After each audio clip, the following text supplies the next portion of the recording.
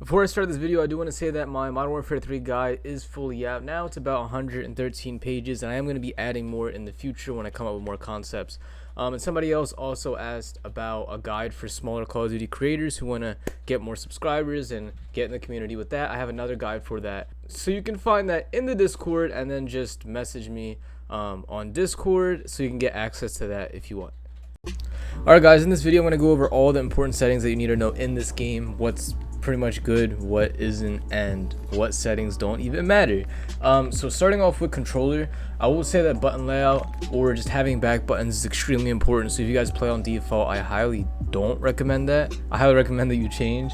So I play bumper, jumper, tactical, flip. This allows me to spread out of like multiple buttons to jump, to move, to aim, so that I'm able to have a lot better control over the movements that I do in the game.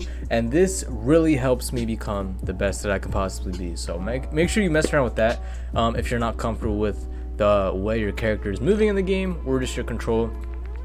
And then the flip section is right here. So I recommend flip because you can press the buttons a lot faster. Even if you have trigger stops, you just press it faster to here instead of pressing the back buttons. Highly recommend that. Stick layout presets, never touch this, there's no point. Always have your controller vibration off. There's almost nobody uses this, and on top of that, it's just what it bumps. So dead zone. All right, so this is extremely important. Make sure you always have the lowest left stick min that you can possibly handle. I go on 5 and then my max is 15. So having the max low and the min low, this allows you to increase your strafe speed a lot in this game, so it gives you a lot better movement. And you can get a little bit better centering in this game if you actually give it a little bit, move it a little bit up. So if I have this on, let's just say like 25 and have the left stick min maybe at like, I don't know, 5 or something like that, right? Or maybe 50. Oh, someone hit the follow button. All right, but have it like, if you put it up a little bit more, you actually do get better centering, but your strafe speed is reduced. So I value like a lot better movement in this game, and I still have amazing centering with this. It does take more practice, but this is like a really good spot to put it on. Dead zone, the lower you put your dead zone, the faster you're going to react, but you will lose a little bit of aim assist in the process. So if you're on dynamic, if you still wish to play dynamic, you can put it a lot higher, 6, 8, maybe 3. I play on 0 on linear, works extremely well, and I highly suggest that if you want really good muscle memory. And then max, I recommend putting your max all the way up. This, I guess, it's like the opposite of, I guess, the dead zone. So let's just say max, right, for left stick max. The lower you have it, the faster you're gonna move. But being that the right stick, you're not moving it as fast, you get a lot easier access to hit certain specific spots on the map. All right, so me putting it at 100, for me, it helps you play a lot better. A lot of people like to keep it on 99, but I suggest 100. Just keep it really high. Do not put it low at all. You'll be faster, but you won't hit your shots. And then left stick triggers, keep them low. I don't like to have them at 0 because I don't even use the triggers to shoot. I use this to jump and throw grenades, and I don't want to double jump and mess up my movement. So and on top of that, your gun might shoot accidentally when you don't want it to if you have it too low, so don't put it super low. All right, so sensitivity right here, I don't recommend messing with the custom sense, mainly because I feel like it's too much, like it's just too much effort. I think it's like very simple if you just follow 1, 2, 3, 4, 5, 6, just like that. But if you do want to mess with that yourself, mess with the custom sense. If you really want to like try to find a sweet spot in the middle, go for it. I'm not against that at all. I just think that like for simple terms and for people who just want to get a good foundation in this game and to get good at it, just play on a really low sensitivity. If you're not used to like anything extremely low, play on like 5 or 4. For me, I play on 2. And then if you do want that like good movement speed where you don't care about your aim too much, you could play on like a 7 or 8. But I do recommend playing a really low sensitivity because that really helps you get really good aim in this game. All right. ADS sensitivity, I would highly suggest keeping that on 1 and not changing it. So what I do is I change my vertical and horizontal to match my ADS sensitivity, and I don't change this at all. And some people, they do like to move it a little bit down, but that will hurt your tracking when you are tracking a lot of players who are moving super fast left and right. All right, so I suggest keeping that on 1. Sensitivity multiplier, I don't really touch this at all. I don't think it's needed.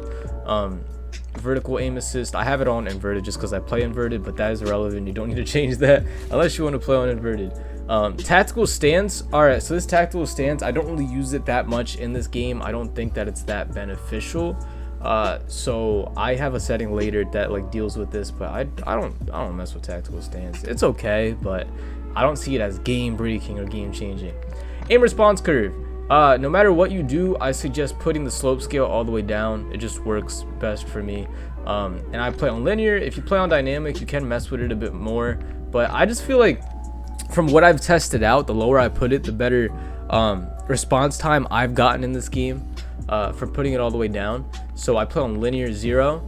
Don't mess the ADS multiplier. I don't mess with that.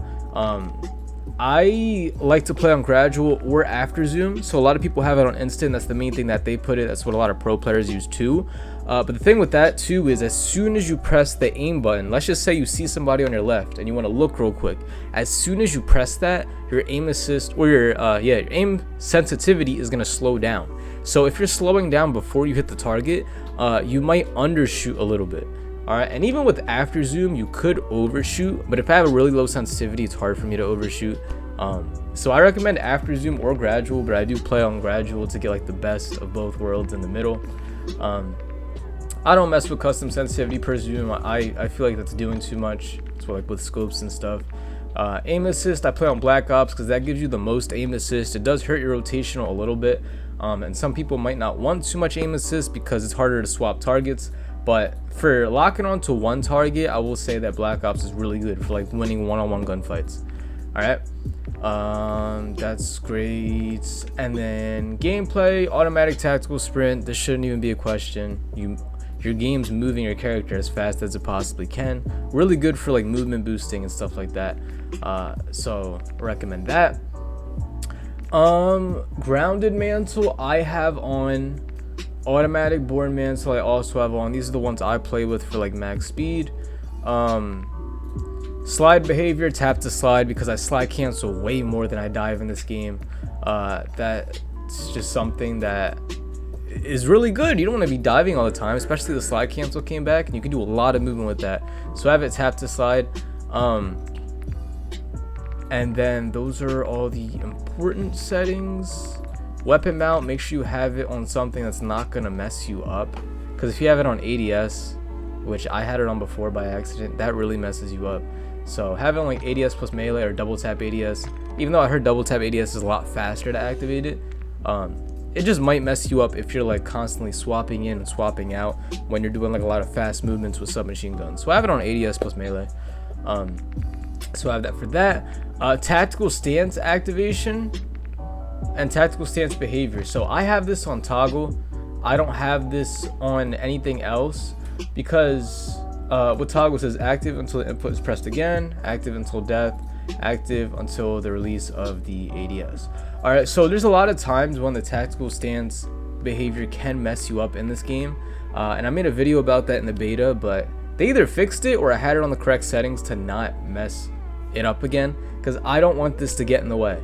All right, so I have the activation on ADS plus down button, and then the toggle, I have it on toggle instead of anything else. I just really don't want the tactical stance to be aiming the whole time, and I can't shoot somebody very far away because it keeps moving the gun sideways. Like, that's really annoying in this game, and you gotta watch out for that.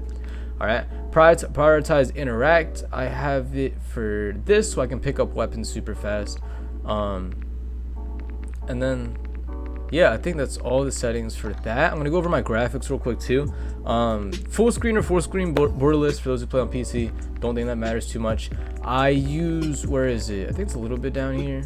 All right, these are my settings for my display. I don't think I touched them too much. Here it goes. All right, so I use NVIDIA DLSS. This is extremely important for getting pretty much the best frames, because I used to hate this before, but all of a sudden when I'm trying it again, it really helps. It really helps my FPS in this game and reacting faster.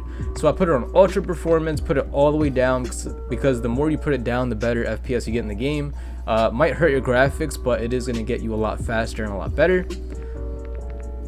All right, I put my texture resolution on very low, lowers your frames, and a lot of these, yeah, I might play on like some of these high things and put them down real quick, but a lot of these settings, it's either do you want better graphics in this game or do you want better performance. All right, and I think you should have, for the most part, better performance, but a little bit of the graphics aspect, because if your graphics are too bad in this game, you might not be able to see certain places. But at the same time, if your graphics are really good, then you're not going to be able to move as fast, and it might hurt your frames per second. All right, so that's all the settings that I really have for the quality. Some of these don't matter too much, like as you've seen, some of these I have on high. That doesn't matter too much, even though I put it back on normal. I just put it on normal. It's not a huge difference, but if you have it on high, that's fine. Depth of field I want to talk about real quick. So you want to make sure that you have this off for the majority of people. Sometimes I play with this on, just because it does allow me to focus into one person. But if you can adapt to playing with it off, you will actually see a whole area better. It just can be distracting sometimes. All right, so this is a little iffy, but I do think overall it is best to run this off. All right, you could like test out, see like what your preference is for that, but I don't recommend it. On field of view 120. I play this because I want to prepare for Warzone. You can put it lower, but you are going to be a little bit slower and not react as fast. So I play 120 affected. Wide field of view is like a lot easier for me for aiming than default or narrow. Motion blurs off for better, you know, seeing better in the game. Film grain all the way down, and then all the camera movement the lowest possible. All right, and yeah, inverted flashbang. Those are the graphics, audio settings. I put it low because it's like really loud when I record videos. I put it all the way back up when I'm done. Make sure you have gameplay all the way down, dialogue extremely low but not off, so like 32, maybe even lower, because you don't want the talking to get in the way of the game. Effects all the way up. Voice chat, put it like medium or low. I don't know why mine is this low. Maybe it's like some type of like audio issues on my computer, but put that very low. You don't want the talking to be over gunshots in the game. And that's that. All right, and with all of these in check, you should be like really good at this game as far as your settings. All right, you have all the settings down, you know everything you need to do. Now you just got to work on the fundamentals, your movement, your aim, and you'll be an amazing player. All right, these are the settings that are extremely important in Modern Warfare 3, and I hope this video helped you guys out.